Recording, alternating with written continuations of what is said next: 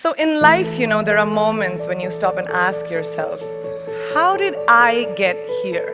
Like, why am I standing here? Well, this is definitely one of those moments for me. And I find myself going back to the beginning, back to my roots. I was born to incredible parents, amazing parents who served as doctors in the Indian Army. I was the firstborn, and as far back as I can remember, I made my parents very proud and happy 99% of the time. Okay, slight exaggerations of personal achievements are allowed from time to time, don't you think? My brother was born a few years later, and even then, nothing changed for me. We were both given equal opportunities, and I want to emphasize this. I want to really emphasize this for you because I don't think a lot of people might understand that being equal might seem very normal. But where I come from, India, and a lot of developing countries around the world, more often than not, this is an exception. It's actually a privilege. My first experience of the glaring disparity between boys and girls came at a very, very young age.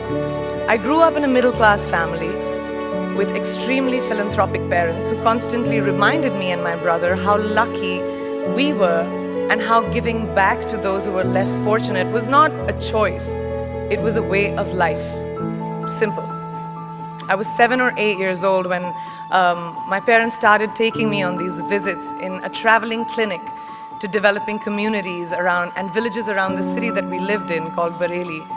We were packed into this ambulance and my parents would provide free medical care to people who couldn't afford it. My job at the age of 8 was assistant pharmacist. So I would count all the medicines, put them in an envelope and give it out to patients, and I really took my job very seriously. Very seriously. But the more I went on these expeditions, the more I began to notice the simplest things that distinguished a boy from a girl or a man from a woman. For example, girls were pulled out of school when they hit puberty because they were considered ready for marriage and babies. That's 12 and 13, while boys still enjoyed their childhood. Or basic human rights such as healthcare were denied just because they were women. Let's call this whole experience trigger number 1 for me. Fast forward a few years and many, many triggers in between. Like a producer-director, for example, early on in my career, I must have been about 18 or 19, telling me that if I didn't agree to the ridiculous terms or painfully low salary in his movie, that he would just replace me. Because girls are replaceable in the entertainment business. That was a memorable one. It made me decide to make myself irreplaceable. But I think what really moved the needle for me and ultimately led me to create the Priyanka Chopra Foundation for Health and Education and around the same time partner with UNICEF was an encounter with my housekeeper's daughter. About 12 years ago, I came home from set early one day and she was sitting in my library reading a book. And she must have been 8 or 9 years old and I knew she loved reading. So I asked her, I was like, it's a weekday, why aren't you in school? And she said, oh, I don't go to school anymore.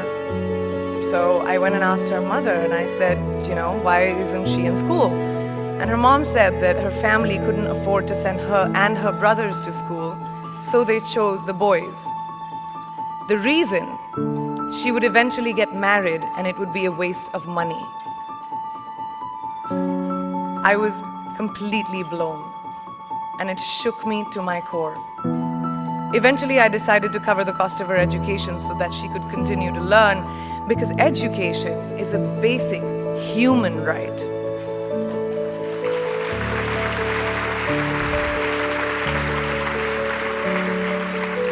And a huge necessity, especially today. From that point on, I was determined to make a difference in as many children's lives as I could, in whatever big or small way that I could contribute.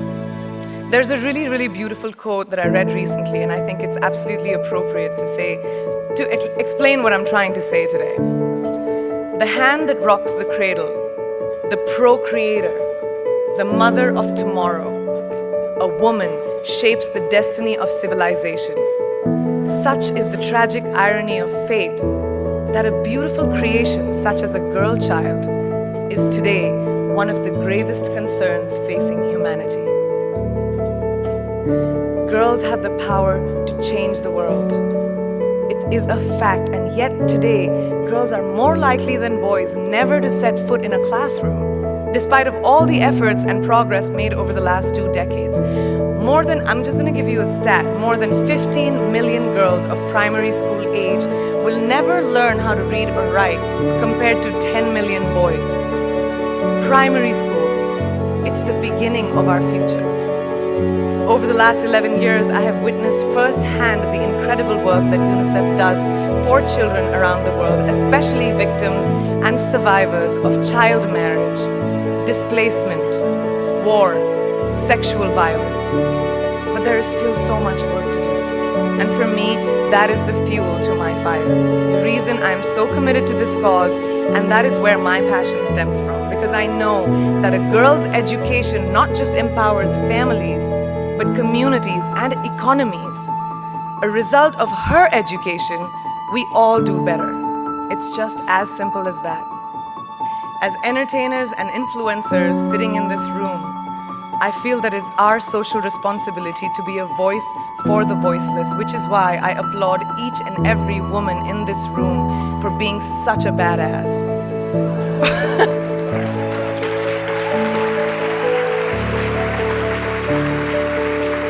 For using your platform and your voice to contribute to change, and for ensuring that there is not even one lost generation as long as we are alive.